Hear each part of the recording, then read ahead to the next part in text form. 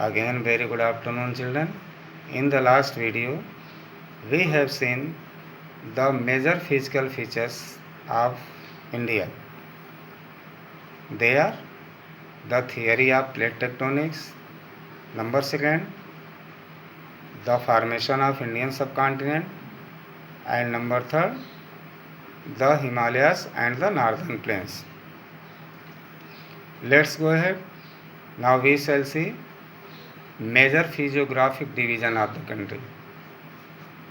Dear students, we have 5 major physiographic divisions. Number 1, the Himalayan mountains. Number 2, the northern plains. Number 3, the peninsular plateau. Number 4, the Indian desert. And number 5, the island. These 5 major physiographic divisions are there in India. We shall study differently about these physiographic divisions. First we see the Himalayan mountains. The Himalayas located in the northern part of our country. It has the length about 2400 kilometers from Assam to Jammu and Kashmir, and it has width about 400 kilometers. There are 3 mountain ranges of Himalaya. They are Himadri, Himachal and Shivalik. Himadri is known the Greater Himalaya, Himachal is known the Middle Himalaya, and Shivalik is known the Lower Himalaya.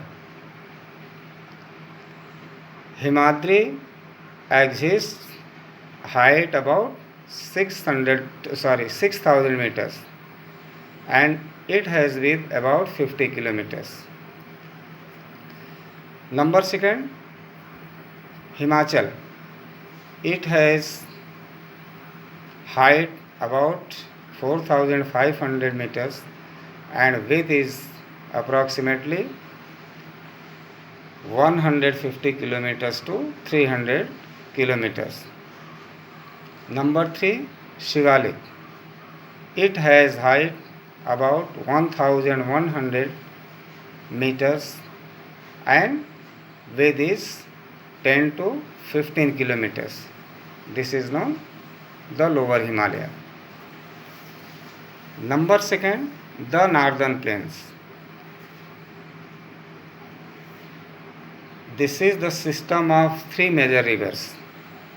Northern plain is known as very fertile region of the country because of covering from the huge water bodies. That's why this is very alluvial and very fertile.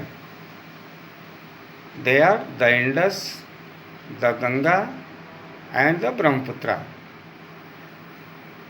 The plains being about 2,400 kilometers long and 240 to 320 kilometers broad. The plain area of this region means northern plain having this much area. Also, these areas are very fertile. These areas are very much fertile, no doubt.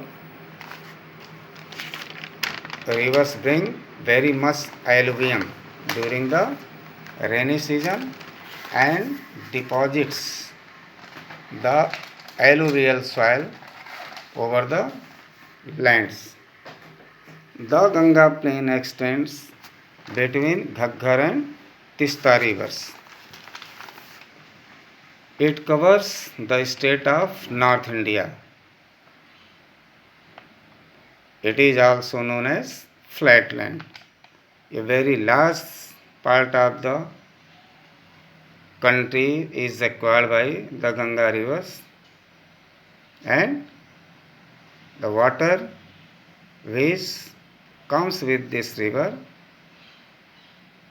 deposit or sediments the alluvium over the lands, and agricultural activity take place at very large scale here. Number third, the peninsular plateau. It is made of igneous and metamorphic rocks. It was made up of Gondwana land. This is peninsular plateau located in the south part of the country. In last video you saw Gondwana includes India, Australia, South America, South Africa and Antarctica, as it was a single landmass. It consists of two broad divisions, namely the Central Highland and the Deccan Plateau. The parts of the peninsular plateau lying to the north of Narmada River, covering major regions of the Malwa Plateau, is known as Central Highland. The Vindhyas region is founded by the Central Highlands on the south and the Aravalli on the northwest. Westward ranges is Rajasthan desert. Ultimately, it goes to the west part of the country, that is Rajasthan. This is the series of Aravalli, Vindhyas and Aravalli. The Deccan Plateau is a triangular landmass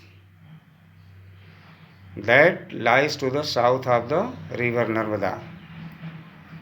The Deccan Plateau is higher in the west and slopes gently eastward. This is the shape of this plateau. The Deccan Plateau is a triangular landmass that lies to the south of the river Narmada. The Deccan Plateau is higher in west and slopes gently in the eastward. Must keep in mind, this is important. Now three prominent hill ranges from the west to east are the Garo, the Khasis and Jantia. It has also three major ranges, the Garo, the Khasis and the Jantia. The Western Ghats and the Eastern Ghats mark the western and eastern edges of the Deccan Plateau respectively. Two Ghats are there, two prominent Ghats are there, Western Ghats and Eastern Ghats. Western Ghat is located in the southwest part of the country in Arabian Sea, and Eastern Ghat is located in the Bay of Bengal in the southeast part of the country. This is the location of the peninsular plateaus. Now let's go ahead. Next is the Indian Desert. The Indian Desert lies towards the western margins of the Aravalli Hills. It is an undulating sandy plain covered with sand dunes. This is undulating plains. Nothing can be grown there.